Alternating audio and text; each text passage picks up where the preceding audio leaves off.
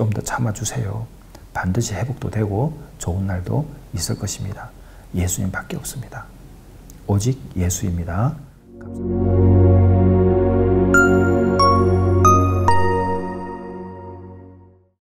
안녕하세요. 베델회복공동체 김상철 목사입니다. 오늘은 마태복음 6장 33절 말씀, 먼저 그의 나라와 그의 의를 구하라 라는 말씀을 한번 살펴보고 싶습니다. 먼저 하나님의 나라를 우리가 생각하고 그의 의를 구할 때에 우리의 필요가 채워진다고 말씀하셨거든요. 근데 우리가 그게 잘 안 됩니다. 왜냐하면 어떻게 하는 것이 먼저 그의 나라와 그의 의를 구하는가 라는 부분도 있고요.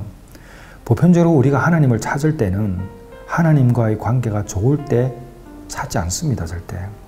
내가 어렵구나, 무엇이든지 하나님과의 어떤 관계에서 멀어져 있거나 때로는 나의 필요가 하나님과 관계없이 가득 차 있을 때 하나님과 찾죠. 그러니까 하나님과의 관계가 불편해지는 것은 우리가 하나님의 마음에 합하지 않는 그런 삶을 살고 있기 때문에 그렇습니다. 그러니까 먼저 그의 나라와 그의 의를 구하라 라는 그 생각을 늘 가지고 있으면 하나님 마음에 합한 그런 결정들을 하게 되어 있습니다. 요셉이 미움을 당하고 죽임을 당할 그 위험 속에서 나중에 노예로 팔려가잖아요. 그리고 총리가 된 다음에 용서를 합니다. 근데 용서를 할 때 어떤 말을 하느냐면은 창세기 45장 5절에 이렇게 이야기해요. 당신들이 나를 이곳에 팔았다고 해서 근심하지 마라. 그 형들에게 말하는 거예요. 가족들에게. 한탄하지도 마라. 하나님의 생명을 구원하시려고 나를 당신보다 먼저 이곳에 보냈다라고 이야기해요. 이 요셉이 자기가 겪었던 고난과 고통을 하나님께서 하셨다라고 이해하는 거예요. 이게 먼저 그의 나라와 그의 의를 구하는 거예요. 우리가 뭐 대단한 것을 하나님을 위해서 하는 게 아니라 나의 삶에서 일어나는 모든 일들을 하나님께서 계획하셨다라는 그 믿음과 신뢰를 하나님 앞에 보여드리는 거예요. 그는 전적인 신뢰가 없으면 불가능한 것입니다. 그럴 때에 우리가 기도하는 것은 믿고 기도하게 되죠. 그리고 내 믿음대로 될지라고 말씀하시는 거죠.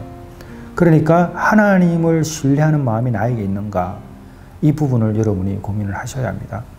중독이나 우울증, 다양한 마음의 어려움 때문에 하나님과의 관계가 불편해요.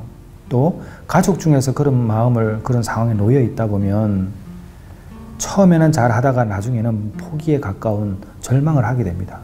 왜 그러냐? 그분들도 살아야 되거든요. 숨을 쉴 수 없는 아주 캄캄한 터널 속에 들어갈 때가 있습니다.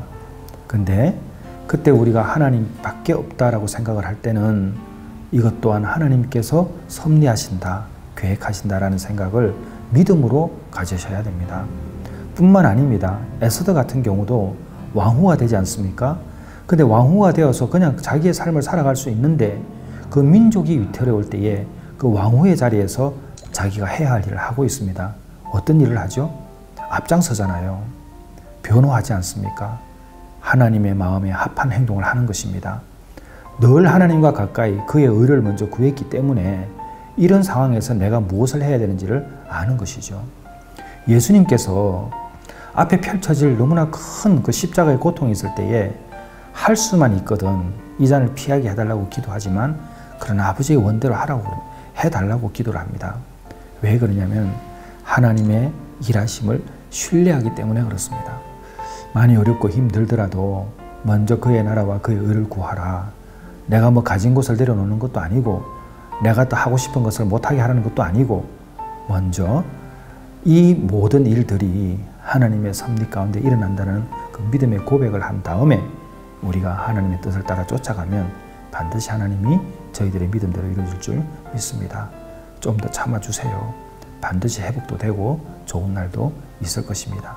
예수님밖에 없습니다. 오직 예수입니다. 감사합니다.